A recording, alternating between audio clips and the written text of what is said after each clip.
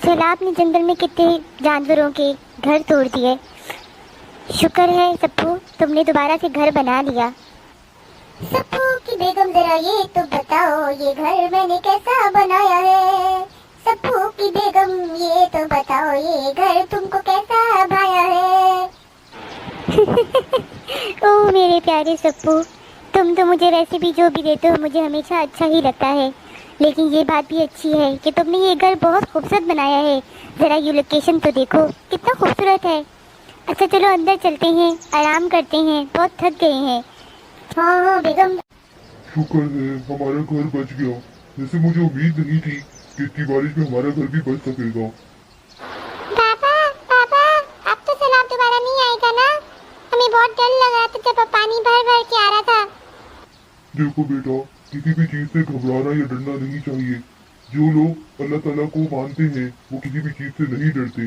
जाओ तुम लोग घर के अंदर, मैं अभी थोड़ी देर में अंदर आता हूँ। जरा थोड़ा सा देखूँ इर्द गिर्द क्या हो रहा है। हेलो फ्रेंड्स, मैं हूँ चिंटू कम।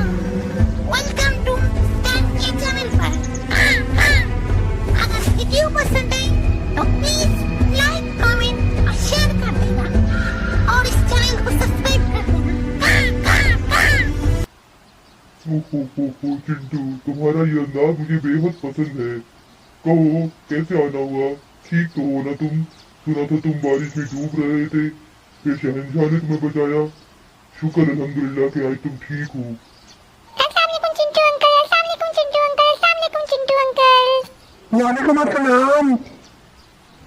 और भाई मिठू मियाँ, बस अल्हम्दुलिल्लाह मैं ठीक हूँ और मुझे अपनी गलती का भी एहसास हो गया है। इसके लिए मैं तुमसे उससे माफी मांगता हूँ। वो चिंटू, बस अब सब भूल जाओ, जो हो गया सो हो गया। और बताओ कैसे आना हुआ? मुझे तुम्हारी मदद चाहिए थी मिठू मियाँ। मेरा घर तबाह हो गया है बारिश में। क्या मैं तुम्हारे घर में रह सकता हूँ? ओहो चिड़िया बीबी आ गई। कैसी है चिड़िया बीबी? अस्सलाम वालेकुम। वालेकुम अस्सलाम। मैं अल्हम्दुलिल्लाह ठीक हूँ चिंटू मियाँ, तुम सुनाओ अब तुम कैसे हो? शुक्र अल्हम्दुलिल्लाह तुम सही सलामत नजर तो आए हमें। और ये भी भला कोई पूछने की बात है? चाहे तुम मिठू मियाँ की तरफ रह लो, चाहे मेरे घोंसले में आ जाओ, हम सब बहन भाई तो हैं, हम सब मिलकर रहते हैं। क्यों मिठू मियाँ, सही कहा ना? जी चिड़िया भी, बिल्कुल ठीक कहा तुमने। देखो मेरे भाई चिंटू, ये जगह तुम्हारी है, तुम जहाँ चाहो रह सकते हो। तुम्हें हमारे घर में भी रहना चाहो तो आ सकते हो। आखिर हम सब एक हैं और एक दूसरे के वक्त पे काम आना ही तो हमारी जिम्मेदारी है। इसी से तो जिंदगियां चलती हैं आगे अच्छी। और चिड़िया भी तुम बताओ, तुम्हारा घर तो ठीक है ना? तुमने क्या दोबारा घर बनाया या पहले वाले घर में ही रह रही हो तुम? और बाकी जंगल के हालात ठीक है? हत्ती मौसी और बाकी सब कैसे हैं? लैला मजनू सब ठीक तो है ना? मिठू मियाँ सब अल्हम्दुलिल्लाह ठीक है। मैं सबकी तरफ से होते हुए तुम्हारी तरफ आई हूँ। मेरा घर भी ठीक है, हत्ती मौसी और बाकी सब ठीक है। तो तुम बताओ चिंटू मियाँ, तुम तो यहीं रहोगे ना अब या मेरे घर रहोगे? चिड़िया भी, मैं अभी जब तक घोंसला नहीं बन जाता मेरा, मैं यहाँ ही रहूंगा और तुम्हारे पास भी आते जाते रहूंगा। आहिस्ता आहिस्ता जंगल में सैलाब से होने वाली तबाही ठीक होने लगी थी। वहाँ के रहने वाले तमाम जानवर परिंदे जिनके घर टूट गए थे, उन्होंने दोबारा से अपने घर और घोंसले बना लिए थे। ज़िंदगी दोबारा से मामूल पे आने लगी थी। सब लोग बहुत खुश थे। फिर एक दिन एक उकाब कहीं से उड़ता हुआ इस जंगल की तरफ आ निकला। उसको यहाँ रहने का ठिकाना चाहिए था। फिर वो बादशाह सलामत की खिदमत में गया और बादशाह सलामत से उसने इजाज़त मांगी यहाँ रहने की। बादशाह सलामत ने उसको क्या जवाब दिया, आगे चल के देखते हैं। देखो उकाब मियां, इस जंगल में रहने के कुछ कवानीन हैं। सबसे पहला कानून तो ये है कि तुम यहाँ के किसी भी जानवर, परिंदे, चुरिंदे, किसी की भी शिकार नहीं करोगे किसी का। और दूसरी बात, हम सब यहाँ मिलजुल कर रहते हैं, एक दूसरे के काम आते हैं, एक दूसरे की मदद करते हैं। अच्छा बुरा जो भी वक्त हो, कोई भी किसी भी किस्म का मसला हो, हम सब एक दूसरे के मददगार होते हैं। तुम्हें ये कवानीन को ज़रूर पूरा करना होगा, और तुम्हारी वजह से अगर किसी जानवर या चरिंद परिंद को कोई नुकसान हुआ तो हम तुम्हें यहाँ से निकाल देंगे। शहंशाह, आप मेरी तरफ से बेफिक्र रहिए, मैं किसी भी जानवर या परिंदे को नहीं खाऊंगा, किसी को मेरी तरफ से कोई नुकसान नहीं मिलेगा, ये मेरा आपसे वादा है। बल्कि अगर आप मुझे इजाज़त दें तो मैं यहाँ जंगल में किसी थोड़ी सुनसान जगह पे अपना घोंसला बनाना चाहता हूँ, क्योंकि मुझे तन्हाई में रहने की आदत है। हाँ मुकाब, तुम जहाँ मर्जी चाहो रह सकती हो। अब मेरे सोने का वक्त हुआ जाता है, इंशाअल्लाह फिर मुलाकात करेंगी। तुम्हें बस अब तुम अपने जाके घोंसला बनाओ और अपने लिए महफूज मकाम देखो, जल्दी दोबारा मुलाकात होगी। अगर कहते हो तो मैं तुम्हारे तौर पर यूँ भिजवा देता। शुक्रिया महाराज, मैं खुद मैनेज कर लूँगा, चलता हूँ, अल्लाह हाफिज। अल्लाह हाफिज उकाब, अपना ख्याल रखना, फिर मिलते हैं। वाह, ये जगह तो सुनसान भी है और मेरी मर्जी की भी है। मैं सोच रहा हूँ कि यहीं पर रहूँ, यहाँ किसी जानवर या परिंदे का आना जाना भी नहीं होगा। हाँ, कितना सुकून है यहाँ पर, ना कोई जानवरों का शोर, न शराबा, ना इर्द गिर्द कोई मुझे तंग करने वाला है। और बादशाह सलामत ने कहा कि यहाँ के जानवरों से दोस्ती करो। मैं और दोस्ती, वो और मेरा क्या मुकाबला। मैं ताकत में उन सबसे सबसे आला हूँ और वो सब मुझसे कमज़ोर। ठीक है, मैं यहाँ के किसी जानवर या परिंदे का शिकार नहीं करूँगा, लेकिन दोस्ती अपने बराबर वालों में ही करनी चाहिए। हाँ, अगर मुझे यहाँ कोई उकाब मिल जाए जो मेरे ही जैसा हो तो मैं ज़रूर से दोस्ती करूँगा।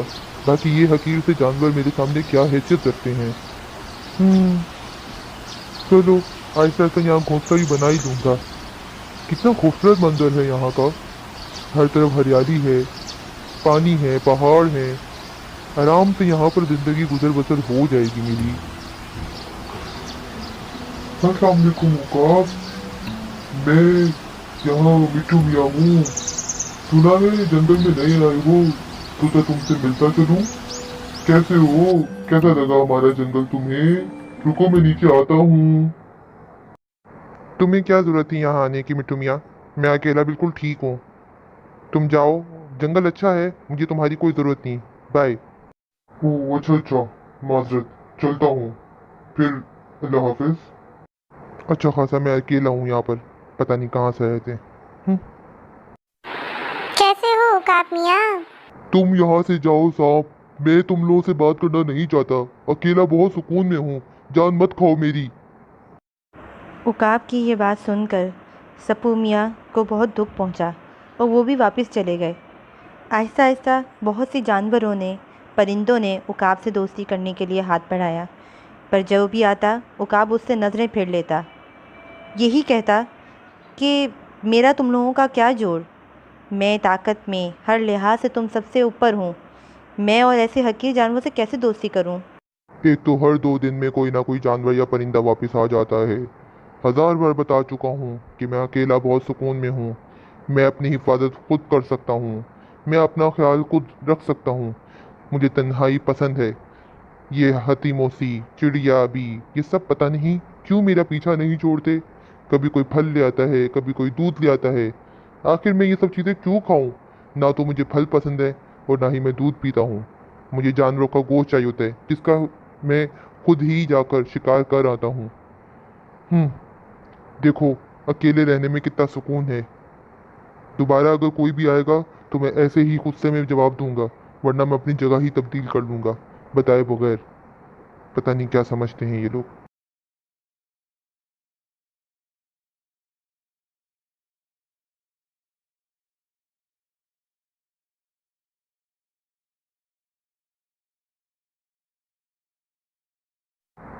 आज हवा का जोर बहुत तेज है।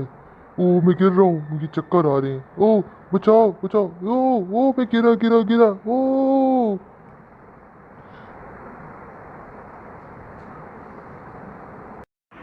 उकाब को वहाँ गिरे हुए तकरीबन एक रात गुजर गई।